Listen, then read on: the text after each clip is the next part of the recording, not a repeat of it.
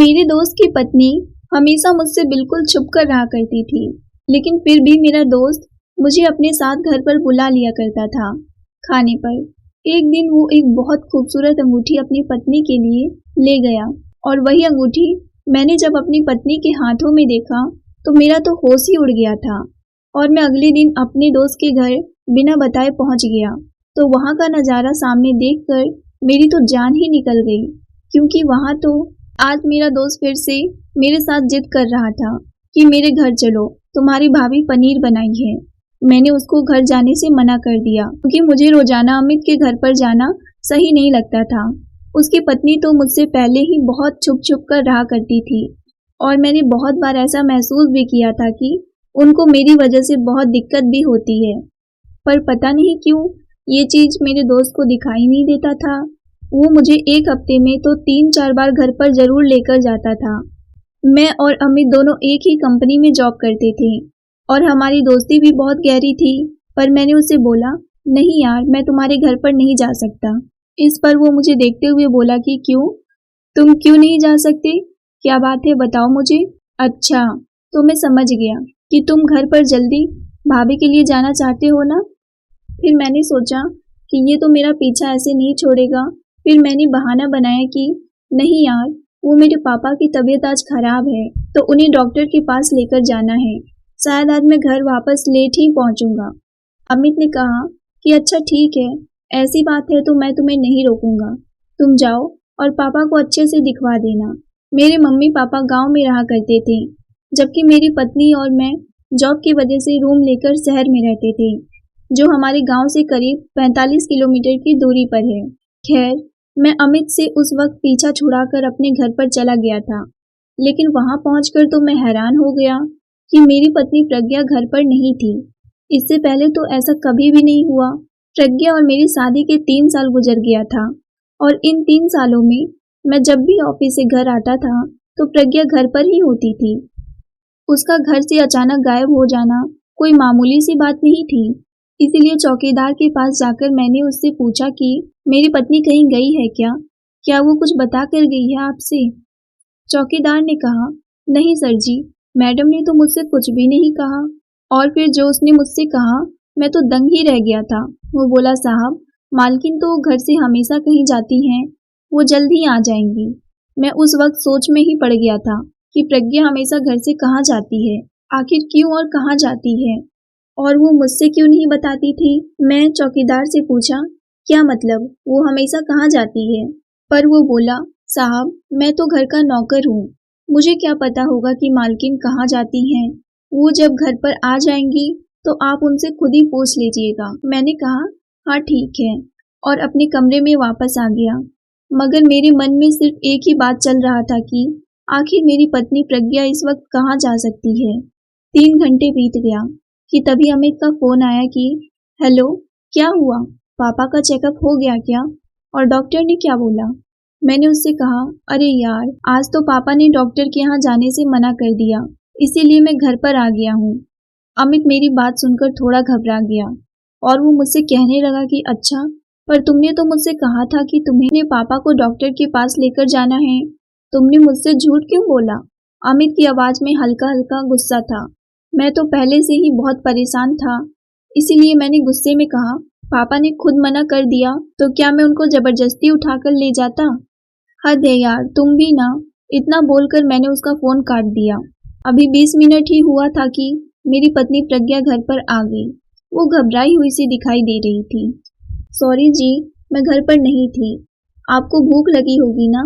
मैंने कहा, नहीं, मुझे भूख नहीं लगी, और मैं बड़े ध्यान से प्रज्ञा का चेहरा देख रहा था और ना जाने क्यों वो डरी डरी सी लग रही थी।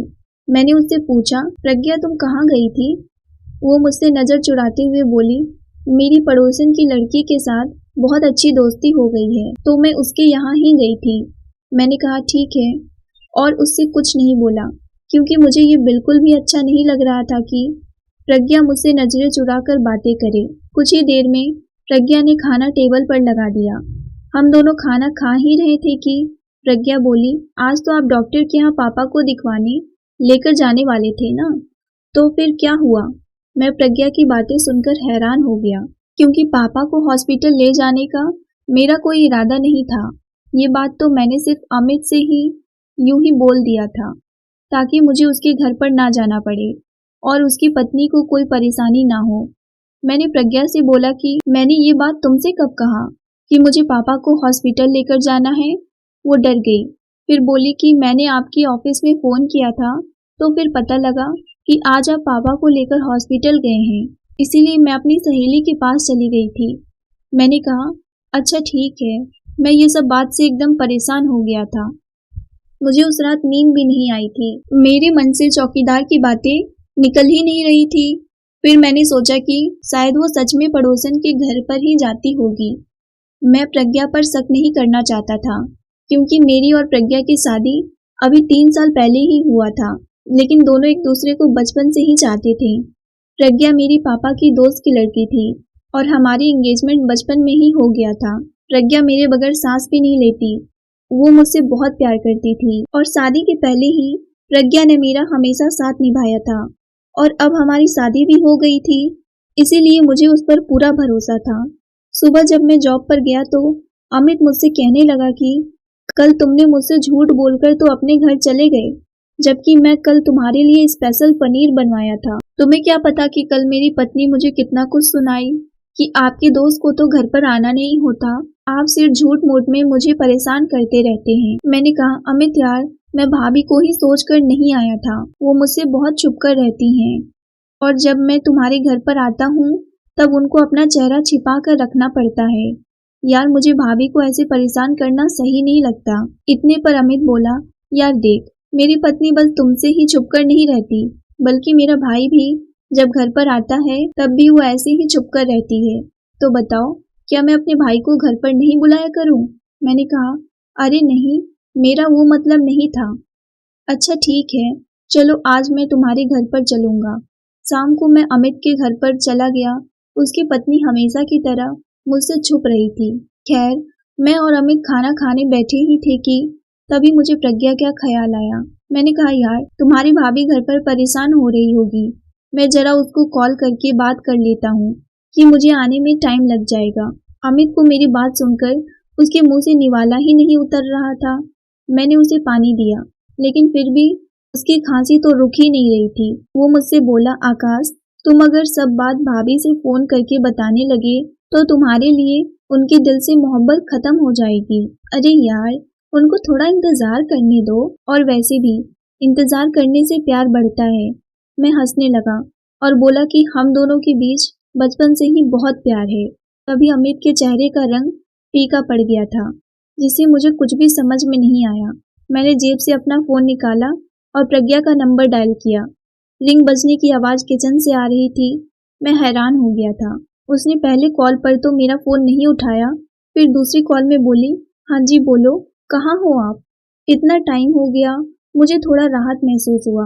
मैं बोला वो मैं अपने दोस्त के घर पर आ गया हूँ, मुझे आने में थोड़ा टाइम लग जाएगा, तुम खाना खा लेना। वो बोली ठीक है।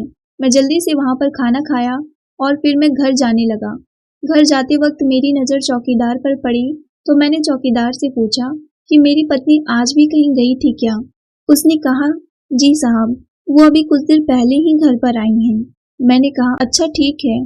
फिर मैं घर पर गया तो प्रज्ञा से पूछा क्या बात है प्रज्ञा, तुम बहुत गुस्से में लग रही हो? वो बोली गुस्सा होने का हक है मेरा, आप रोज रोज अपने दोस्त के घर पर चले जाते हैं, क्या पता आप मेरे पीठ पीछे मुझे धोखा दे रहे हो और दोस्त के बहाने आप कहीं और चले जाते हो। तो मैंने उससे कहा कि सब लोग दूसरों को अपनी तरह समझने लगते हैं। वो एकदम से डर गई। वो बोली क्या, ये कैसी बात कर रहे हो आप? ये मैंने उससे कहा मैं मजाक कर रहा हूँ। वो बोली बहुत मजाक कर लेते हो आप। अच्छा ये बताओ आज भी तुम कहीं गई थी क्या? तो उसने कहा कि नहीं, मैं तो अपने घर पर ही थी और कब से आपका इंतजार कर रही थी। मैंने मन में सोचा कि ये प्रज्ञा मुझसे झूठ क्यों बोल रही है, लगता है कोई ऐसी बात है जो वो मुझसे बताना नहीं चाहती है। पर मेरे और उसके बीच में ऐसी कौन सी बात हो सकती है जो वो मुझे बताना ही नहीं चाह रही है। फिर मैंने सच जाने का फैसला कर लिया था। कल सुबह मैं ऑफिस से जल्दी चला गया। तब थोड़ी ही देर बाद अमित भी आ गया। अमित मेरे चेहरे की उदासी देखकर समझ गया था कि कुछ बात जरूर है। उसने पूछा, क्या हुआ आकाश, क्या बात है, तुम इतने परेशान क्यों लग रहे हो। मैं उससे क्या बताता कि मेरी पत्नी रोज मुझसे छुप छुप कर कहीं और जाती है और मेरे घर आने से पहले ही आ जाती है और पूछने पर वो मुझसे झूठ बोलती है। मैंने उसे ये सब कुछ भी नहीं कहा और उससे कहा कि वो मैं बताया था ना कि मेरे पापा की तबीयत ठीक नहीं है यार, उनका तबीयत बिगड़ता जा रहा है, बस उन्हीं को लेकर परेशान हूँ। तो मेरे दोस्त ने कहा, अच्छा तुम परेशान मत हो, सब ठीक हो जाएगा। चलो तुम मेरे साथ, कल मेरी पत्नी का बर्थडे है तो उसके लिए मैं एक अंगूठी लेने की सोच रहा हूँ। मुझे तो सच में अमित पर बहुत गुस्सा आने लगा था क्योंकि वो मेरा पीछा ही नहीं छोड़ता और उसने जिद पकड़ ली थी कि चाहे कुछ भी हो जाए तुम मेरे साथ चलोगे। मैंने कहा अच्छा ठीक है चलो। फिर शाम को हम दोनों एक दुकान पर गए तो अमित कहने लगा कि यार देखो ना कौन सी अंगूठी अच्छी लगेगी तुम्हारी भाभी पर।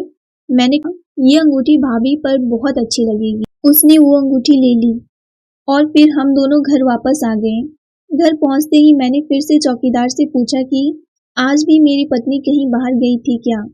उसने कहा नहीं साहब जी। मैंने उससे पूछा उसका बाहर जाने का टाइम कौन सा होता है तो वो कहने लगा साहब मालकिन का टाइम कुछ ऐसा होता है जब आप काम से लेट आते हैं तो आपके छुट्टी होने के टाइम पर ही जाती हैं और आपके आने के 20 मिनट पहले ही घर वापस भी आ जाती हैं। मेरा तो होश ही उड़ गया था कि ये सब क्या चल रहा है। फिर भी मैंने अपने आप को समझाया और मैंने कहा कि अब मैं सच जानकर ही रहूंगा कि आखिर प्रज्ञा मेरे पीठ पीछे कर क्या रही है। मैं जब घर पर गया तो प्रज्ञा और हम खाना खाने बैठे थे तो प्रज्ञा मुझसे कहने लगी कि अच्छा अमित से आपकी दोस्ती कब हुई थी। मुझे थोड़ा अजीब लगा क्योंकि प्रज्ञा हमेशा अमित की बातें किया करती थी। मैंने उससे पूछा कि क्यों, क्या हुआ।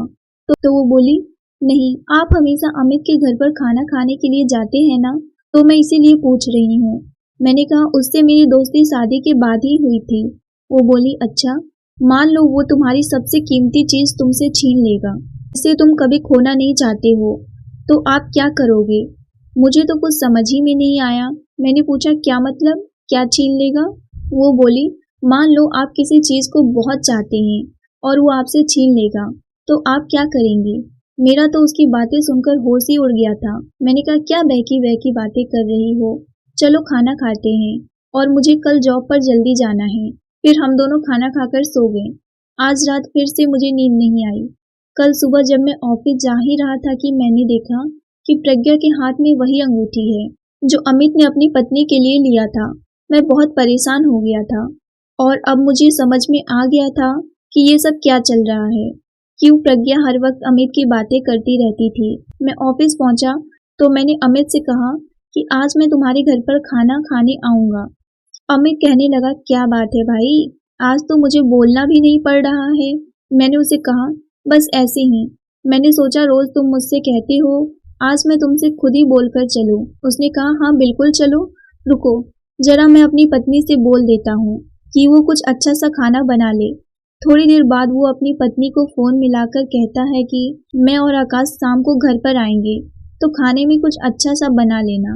ऑफिस का काम खत्म करके और छुट्टी होने से आधा घंटा पहले ही मैं अमित से चुपके से वहां से निकल गया और अमित के घर पर पहुंच गया। जब मैंने दरवाजा खोला तो मेरा तो होश ही उड़ गया था क्योंकि वहां तो मेरी पत्नी प्रज्ञा थी। प्रज्ञा को देखकर मैं गुस्से से लाल हो गया।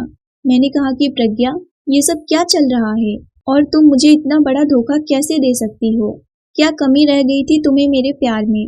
प्रज्ञा बहुत रोने लगी और उसने कहा कि नहीं नहीं, मैं आपको धोखा नहीं दे रही हूँ, मुझ पर विश्वास करें। मैंने कहा विश्वास करने के लिए अब बच ही क्या गया है कि मैं तुम पर विश्वास करूं। उसने कहा कि आपको याद है मेरी एक और जुड़वा बहन थी जो हूबहू मेरे ही तरह दिखती थी। मेरी बहन और आप दोनों बचपन से ही एक दूसरे को बहुत मोहब्बत करते थे और जब उसकी शादी तय हुई तो वो किसी और लड़के के साथ भाग गई। तब मेरे मम्मी पापा बहुत घबरा गए थे और उन लोगों ने मेरे आगे हाथ फैला लिया कि अंजलि प्लीज तुम उसकी जगह दुल्हन बन जाओ, नहीं तो हम लोग मुंह दिखाने के लायक नहीं रहेंगे। तब मुझे मजबूरन उनकी बात माननी ही पड़ी और फिर मैं प्रज्ञा की जगह दुल्हन बनकर शादी में बैठ गई और मैं अंजलि से प्रज्ञा बन गई। उस दिन उन लोगों ने मुझे जीते जी ही मार दिया था, ये कहकर कि मुझे हार्ट अटैक आ गया और मैं मर गई। अमित आपका दोस्त जब से घर पर आया था तो वो मुझे देखते ही पहचान गया था कि मैं अंजलि हूँ, क्योंकि प्रज्ञा मेरी बहन उसकी पत्नी थी और उसने उसको पहले ही बताया था कि मेरी एक और जुड़वा बहन भी थी जो मेरे ही जैसी हूबहू दिखती थी। तब से फिर वो हमेशा मुझे घर पर बुला लिया करते थे ताकि मैं अपनी बहन के साथ कुछ वक्त बिता सकूं, और आपको भी वहां पर बुला लेते थे ताकि आपको कोई शक ना हो। तभी ये कमरे से प्रज्ञा बाहर आती है और वो मुझे देखकर फूट फूट कर रोने लगती है और कहती है कि मुझे माफ़ कर दीजिए।